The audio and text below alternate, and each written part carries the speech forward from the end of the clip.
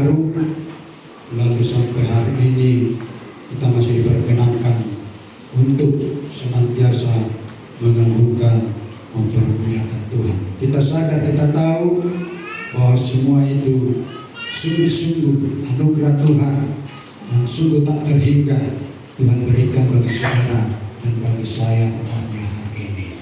Haleluya. Firman Tuhan yang mau kita perhatikan yang terambil di dalam Perjanjian Baru, yaitu Matius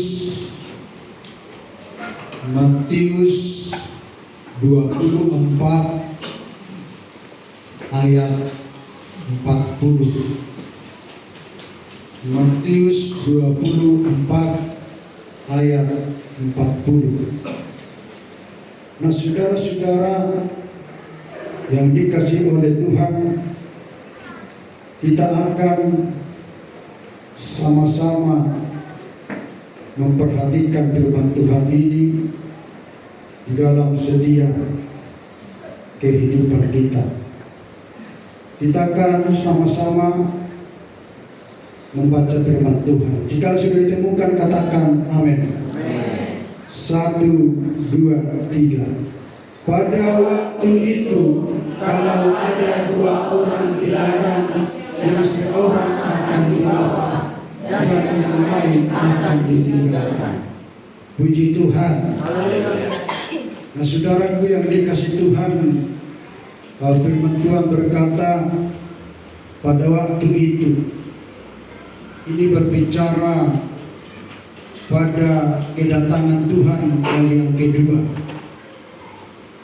untuk menjemput umat-umatnya, untuk menjemput gerejanya yang setia dan yang taat kepada Tuhan.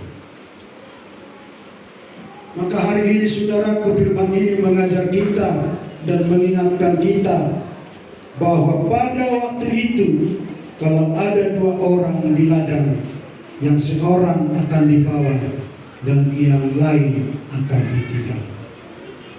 Ketika kita renungkan firman Tuhan ini, lalu timbul pertanyaan di dalam setiap hidup kita. Apakah kita dibawa atau apakah kita ditinggalkan? Ini yang menjadi pertanyaan kita. Dan ini saudara-saudara berbicara tentang pengangkatan atau rapture, bahwa suatu saat nanti orang-orang percaya di dalam Yesus akan diangkat, akan dibawa ke awan-awan, bertemu dengan Yesus. Lalu dari situ orang-orang percaya akan dibawa Yesus masuk ke dalam surga yang mulia, yang kekal, yang selama-lamanya.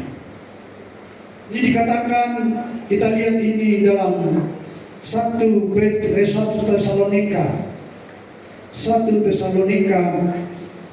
4 ayat 16 sampai 17. 1 Tesalonika 4 ayat 16 dikatakan demikian. Bisa diterbitkan deh ayat. Sebab pada waktu tanda diberi, yaitu pada waktu penghulu malaikat berseru dan sakakala Allah berbunyi, maka Tuhan sendiri akan turun dari surga, dan mereka yang masih dalam apa itu? Kristus akan lebih dahulu bangkit. Sesudah itu kita yang hidup, yang masih tinggal akan diangkat bersama-sama dengan mereka dalam awan menungsong Tuhan dan angkasa. Demikianlah kita akan selama-lamanya bersama-sama dengan Tuhan. Nah, saudara-saudaraku, akan terjadi pengangkatan. Tuhan akan mengangkat orang percaya naik ke dalam surga. Nah, Bapak Ibu Saudaraku, pengangkatan ini bukan hanya tulisan saja atau teori, bukan mitos. Tapi sungguh-sungguh pengangkatan ini kelak nyata. Suatu hari akan benar-benar terjadi. Bisa mungkin nanti malam, bisa mungkin besok, bisa mungkin lusa, bisa mungkin minggu depan, tergantung waktunya Tuhan. Maka oleh karena itu, ini harus kita yakini, kita percaya bahwa setiap orang percaya ini akan diangkat dan bertemu dengan Yesus di awan-awan dan akan masuk ke dalam surga. Nah, oleh karena itu hari ini saudara dan saya diingatkan oleh firman Tuhan ini. Sehingga lewat itu saudaraku perlu kita renungkan di setiap kehidupan kita. Maka pengangkatan adalah peristiwa di mana orang percaya yang masih hidup dan yang sudah meninggal akan diangkat secara ajaib ke surga untuk bertemu dengan Yesus Kristus di awan-awan. Dalam bahasa aslinya ini dikatakan harparaso, yang berarti diambil dengan paksa atau diangkat dengan cepat. Diambil dengan paksa atau diangkat dengan cepat kilat. Kalau saudara dapat tonton film-film itu, langsung gitu diangkat nanti. Tidak tunggu besok, tidak tunggu lusa. Jadi kalau Tuhan menghendaki hari ini, maka mereka akan diangkat hari ini. Ketika Tuhan menghendaki nanti malam, maka mereka akan diangkat nanti malam. Nah, oleh karena itu kita perlu persiapkan hidup kita untuk jangan kita tinggal nanti, supaya jangan seperti nyalan kita sebutna gadinga di harorona. Ketika Tuhan datang, jangan sempat saudara dan saya tinggal di tengah dunia. Ada banyak waktu, ada banyak hal yang sudah kita berikan. Tapi ketika Tuhan datang pada saatnya, kita menjadi tinggal. Dan Tuhan sebenarnya tidak ingin itu terjadi bagi setiap orang yang percaya, yang sudah ditebus dan diselamatkan oleh Yesus. Dan untuk itulah sehingga firman-Nya setiap waktu, setiap saat, setiap minggu, setiap bulan, setiap tahun selalu mengingatkan, selalu menggugah hati kita.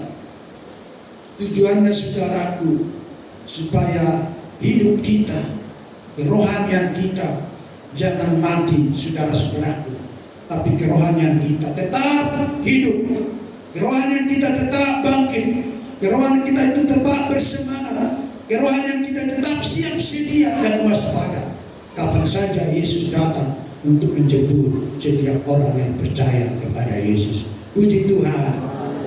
Inilah yang mau kita persiapkan saudara-saudaraku. Maka oleh karena itu jangan bosan-bosan kita datang berbakti beribadah kepada Tuhan.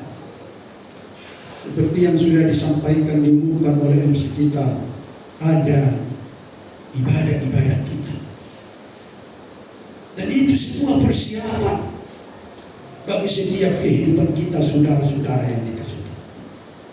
Nah, Bapak Ibu Saudara, dalam firman Tuhan ini, orang yang tidak siap itu ada 5 orang yang dicatat di dalam Alkitab ini yang memberitahukan kepada kita ketika nanti terjadi rapture itu, pengangkatan itu, mereka tidak ikut diangkat. Mereka tinggal di tengah dunia. Ada 5 saya perhatikan yang dicatat di dalam firman Tuhan ini. Kalau nanti ada saudara temukan, bisa saudara tambahkan. Tapi yang saya perhatikan ada 5 di sini, saudara-saudaraku. Yang pertama saudaraku, orang yang mabuk dengan agama tetapi tidak dikenal Yesus Kristus. Ada orang mabuk agama tetapi tidak dikenal Yesus. Loh, kok bisa demikian? Firman Tuhan berkata ada. Mereka bergebu-gebu tentang agama, tapi firman Tuhan mencatat mereka tidak kenal Yesus. Mereka inilah saudara yang tidak ikut terangkat nanti ketika terjadi pengangkatan umat-umat Tuhan, orang percaya di tengah-tengah dunia ini. Ini bisa kita lihat ini Matius 7. Matius 7 ayat 21.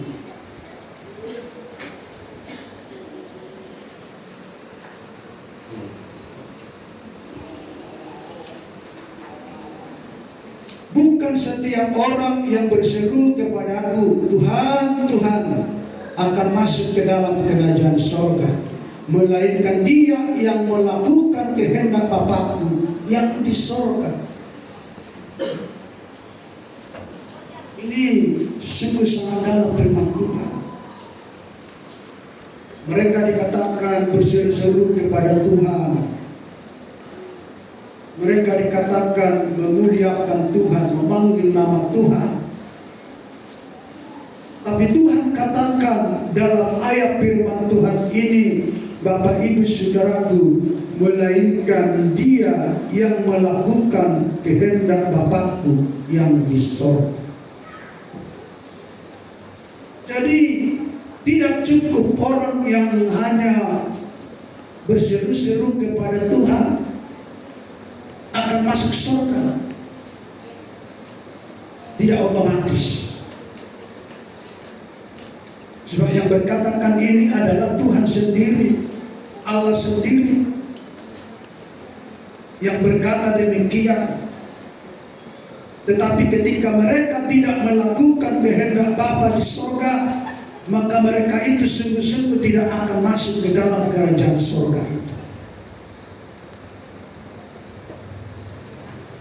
Maka Kristus artinya tidak benar-benar ada hidup di dalam hidup mereka. Yesus tidak benar-benar tinggal di dalam hati mereka. Mereka memanggil nama Tuhan, tapi mereka itu tidak sesuai dengan kehendak Bapa, kehendak Tuhan, kehendak Yesus. Maka mereka itu dikatakan akan tidak terangkat di dalam kerajaan surga. Sebab kenapa saudaraku yang dikasihi Tuhan? Sebab agama tanpa Kristus sesungguhnya adalah hampa, sesungguhnya kosong, sesungguhnya tidak berarti.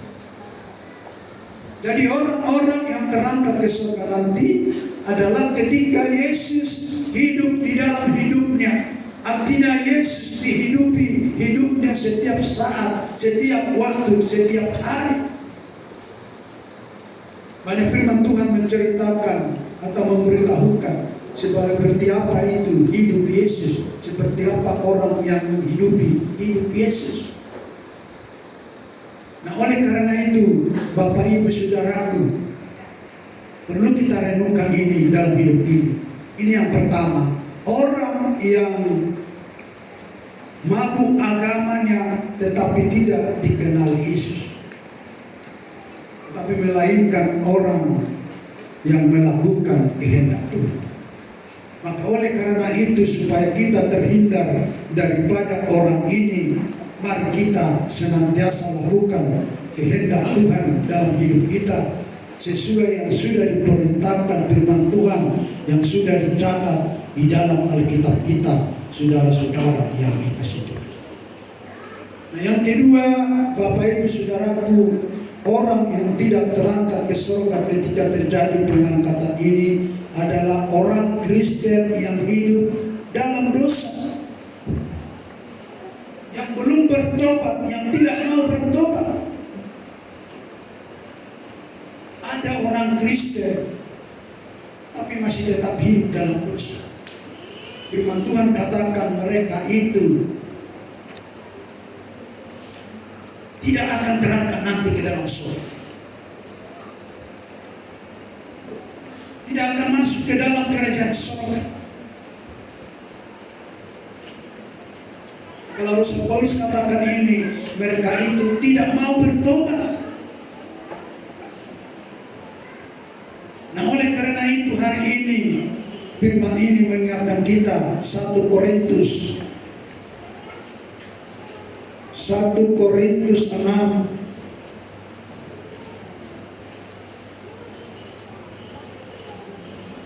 ayat 9 sampai 10.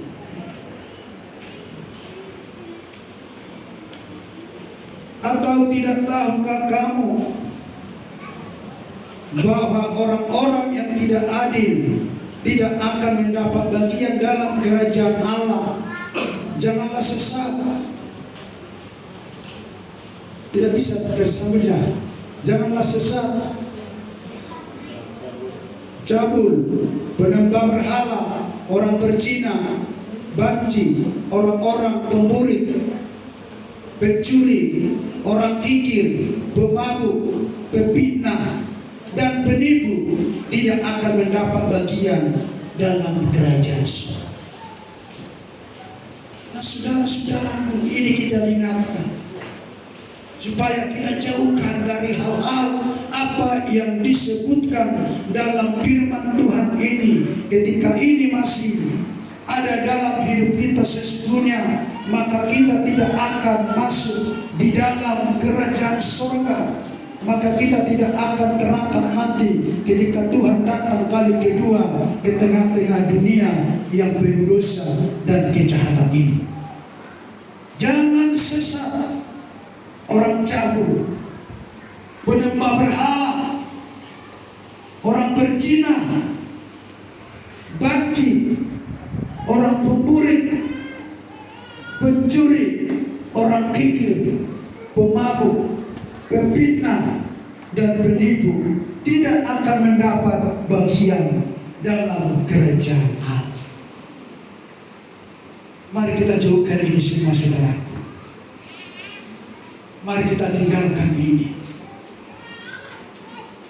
supaya ini jangan menghalang Bapak Ibu Saudara kita semua masuk ke dalam kerajaan surga. Saudara-saudaraku yang dikasihi Tuhan, kita tinggalkan ini cabul, kita tinggalkan ini penyembah berhala, kita tinggalkan ini perzinahan, kita tinggalkan ini saudaraku pemburit ini, kita tinggalkan ini pencurian ini, kita tinggalkan ini sifat yang kikir ini, kita tinggalkan ini mabuk.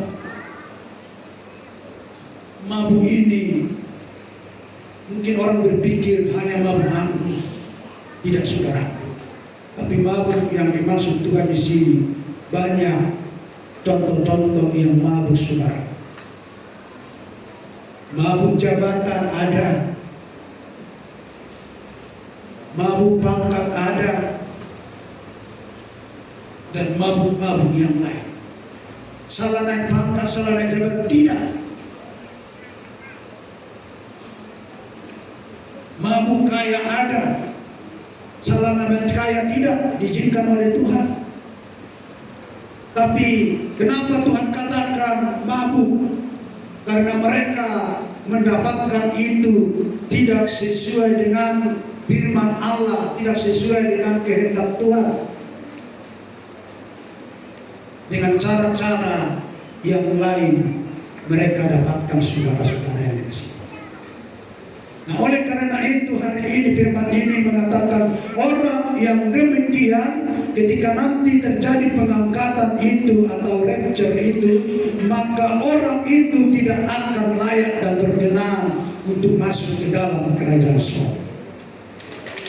Dan yang ketiga, firman Tuhan katakan orang yang tidak terangkat nanti ke surga ini, orang yang mengaku mengasihi Yesus tetapi menutup mata bagi penderitaan saudara. Menutup mata bagi penderitaan di sekelilingnya. Menutup mata bagi penderitaan seimannya. Firman Tuhan katakan ini saudaraku, Matius 25 ayat 40. Matius 25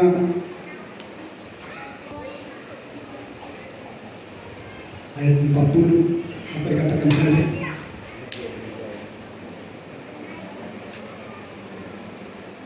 Matius 25 ayat 40. Dan raja itu akan menjawab mereka, aku berkata kepadamu, sesungguhnya segala sesuatu yang kamu lakukan untuk salah seorang dari saudaraku ini, yang paling hina ini, kamu telah melakukannya untuk aku. 41. Dan ia akan berkata juga kepada mereka yang di sebelah kirinya, enyahlah dari hadapanku, hai kamu orang-orang yang terkutuk, enyahlah ke dalam api yang kekal, yang telah untuk iblis dan malaikat-malaikat. Nah saudara yang dikasihi Tuhan, firman ini memberitahukan kepada kita orang-orang yang tidak terangkat nanti ketika mereka tutup mata kepada penderitaan saudara-saudaranya. Tidak ada empati sedikit pun, tidak ada. Tapi mereka menutup matanya untuk melihat saudara-saudaranya. Mereka melihat keluarga-keluarganya yang mengalami penderitaan itu. Saudara-saudara yang dikasihi oleh Tuhan, sehingga raja itu akan menjawab mereka, aku berkata kepadamu, sesungguhnya segala sesuatu yang kamu lakukan untuk salah seorang dari saudaraku yang paling hina ini, kamu telah melakukannya untuk aku. Artinya saudara yang dikasihi Tuhan, ketika kita berbelas kasihan, ketika kita peduli bagi saudara kita, bagi lingkungan kita, siapapun mereka, firman Tuhan katakan itu sama dengan melakukan kepada Yesus. Apa saja yang kita kerjakan, lakukan buat mereka yang paling hina. Kalimat paling hina, dengan kata lain, mereka itu sesungguhnya tidak ada daya, tidak ada kemungkinan untuk dapat bertahan. Nah saudara-saudara yang dikasihi oleh Tuhan, inilah firman ini mengingatkan kita pagi hari ini bahwa ketika kita mengasihi saudara kita, Tuhan katakan kita sama dengan memberikan kepada Tuhan. Dengan kata lain, bahwa kita sungguh-sungguh sudah mengasihi Kristus, sudah mengasihi Yesus, maka orang yang demikian tidak akan lepas dari hukuman Kristus ketika dia datang kali yang kedua ke tengah-tengah dunia ini. Dan yang ketiga, firman Tuhan ingatkan, keempat, firman Tuhan ingatkan kepada kita, saudaraku, orang yang tidak ikut nanti terangkat adalah orang yang suka menunda pertobatan. Selalu menunda-nunda pertobatan. Padahal sudah banyak firman yang mengajarnya, yang mengingatkannya, yang menguatkannya yang mendorongnya, tapi selalu menunda-nunda pertobatannya. Maka mereka itu firman Tuhan katakan tidak nanti dapat ikut di pada saat-saat pengangkatan itu, saudara-saudaraku yang dikasihi Tuhan. Ini kita lihat dalam Matius 25 tadi ayat 1 sampai 13.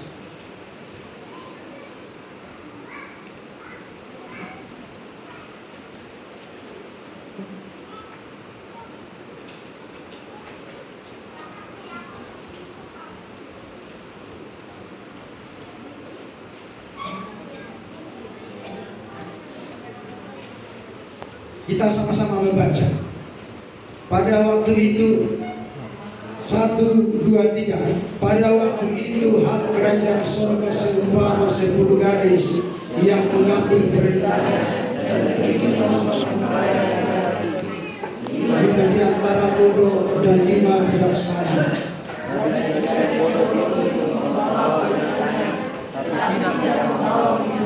Sedangkan gadis-gadis yang bijaksana itu membawa pelikannya dan juga minyak dalam buli-bulinya. Tetapi karena mempelai itu tidak datang juga, mengantuklah mereka semua. Lalu waktu tengah malam terdengarlah suara orang berseru-seru, mempelai datang, songsonglah dia. Gadis itu pun bangun semuanya, lalu meriliskan beritanya. Mereka gadis-gadis yang bodoh berkata kepada gadis-gadis yang bijaksana, berilah kami sedikit dari minyakmu itu, sebab pelita kami hampir padam. Tetapi jawab gadis-gadis yang bijaksana itu, tidak, nanti tidak cukup untuk kami, dan untuk kami lebih baik kamu pergi kepada penjual minyak dan belilah di sana. Terus, akan tetapi waktu mereka sedang pergi untuk membelinya, datanglah mempelai itu, dan mereka yang telah siap sedia masuk bersama-sama dengan dia ke ruang perjamuan kawin. Lalu pintu ditutup. Kemudian datanglah juga gadis-gadis yang lain itu dan berkata, Tuhan, Tuhan, bukakan kami pintu. Tapi ia menjawab, aku berkata kepadamu, sesungguhnya aku tidak mengenal kamu. Terus, karena itu berjaga-jagalah, sebab kamu tidak tahu akan hari maupun akan saat.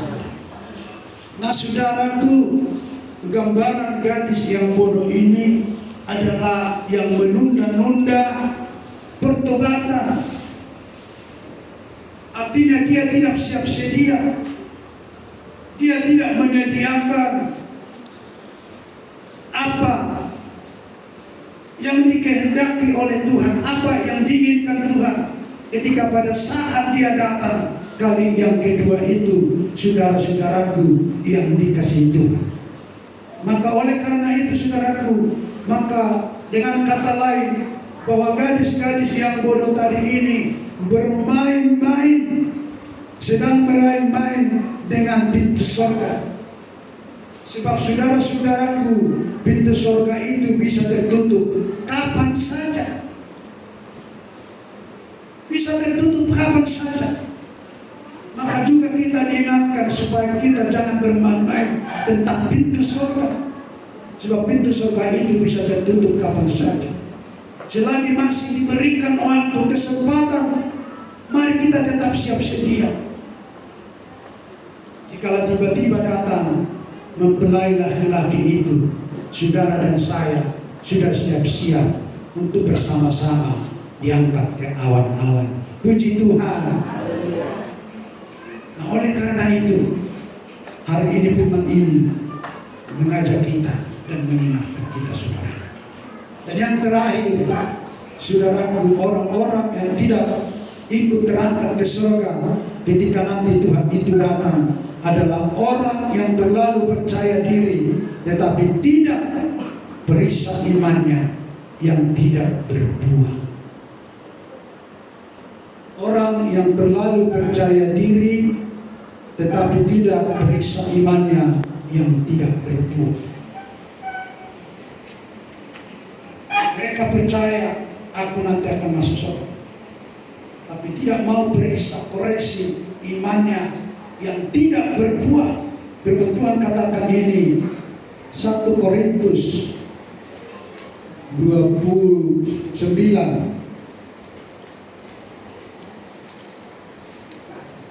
1 Korintus 9 ayat 25 sampai dan 27.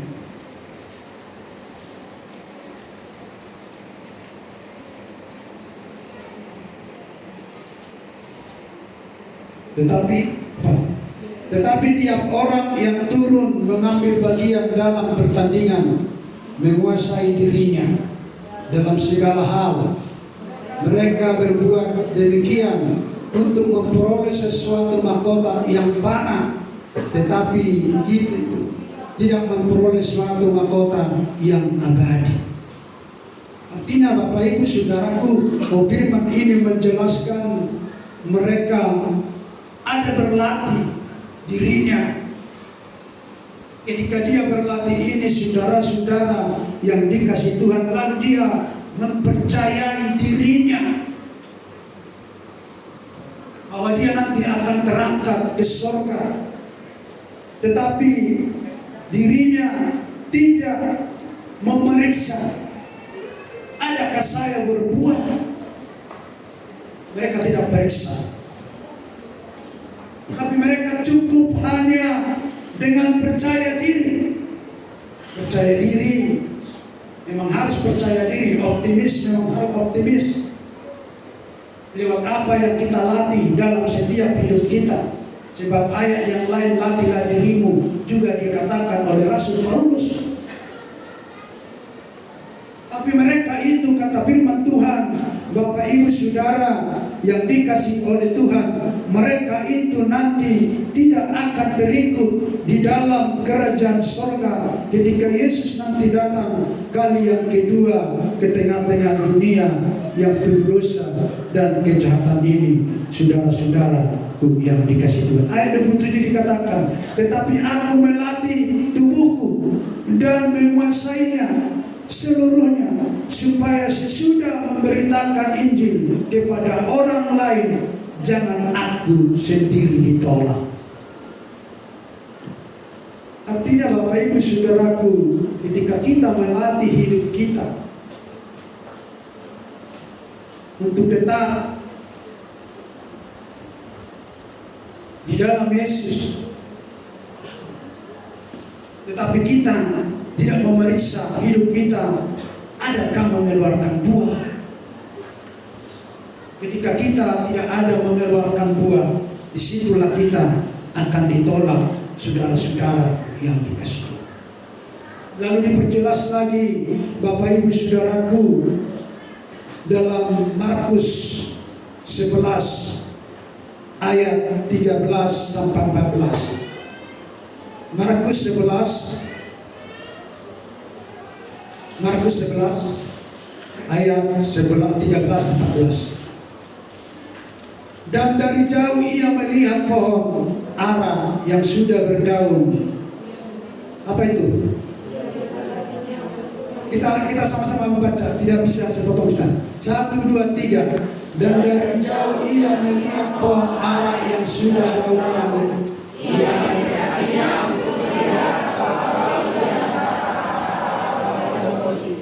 Tetapi waktu ia tiba di situ, ia tidak mendapat apa-apa selain daun-daun saja, sebab memang bukan musim buah ara. 14. Maka katanya kepada pohon itu, jangan lagi seorang pun makan dari buahmu selama-lamanya.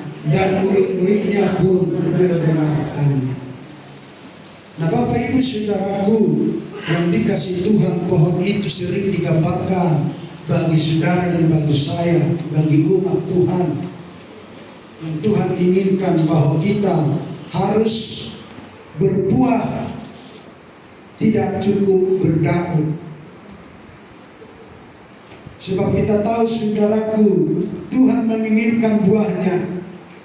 tidak hanya daunnya saudara-saudara yang dikasihi oleh Tuhan, sebab daun bisa menipu. Kalau tadi Tuhan melihat dari jauh, oh sudah ada nanti buahnya, saya nikmati dari pohon itu. Melihat daunnya begitu, oh bagus, hijau. Daun itu saudaraku gambaran penampilan kita. Mungkin itu gambaran retorika kita. Tapi yang Tuhan inginkan saudaraku ialah buah. Sebab buah itu saudaraku tidak bisa menipu. Buah tidak bisa pernah menipu. Kalau buah itu rasa pahit, maka dia pahit. Kalau buah itu rasa manis, maka dia akan manis. Maka itulah yang diinginkan oleh Tuhan, saudara-saudara yang dikasihi Tuhan. Dan Tuhan ingatkan hari ini, sampaikan kepada kita bahwa mereka yang tidak berbuah itu sesungguhnya tidak berkenan dan tidak layak nanti terangkat bersama-sama orang-orang percaya, baik orang percaya yang sudah meninggal, baik orang percaya yang masih hidup.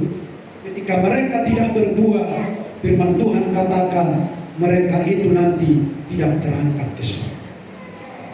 Nah, Bapak Ibu Saudara yang dikasihi Tuhan, ketika firman ini sudah menyampaikan kepada kita, mulai hari ini, siang hari ini, belajar kita saudara-saudara, mari kita mengubah perilaku kita, karakter kita, sifat kita, untuk kita mau melakukan kehendak Tuhan yang Tuhan sampaikan di dalam setiap hidup kita. Supaya apa saudaraku? Supaya kelak nanti ketika Tuhan kali kedua datang, saudara dan saya dan kita semua sungguh-sungguh masuk ke dalam surga yang mulia yang Tuhan siapkan dan Tuhan janjikan bagi saudara dan bagi saya, bagi kita orang-orang percaya yang ada di tengah-tengah kerjaan ini. Dan ketika kita kerjakan ini, yaitu melakukan kehendak Tuhan, percayalah bahwa kita nanti akan masuk di dalam kerajaan surga. Haleluya. Amin. Mari kita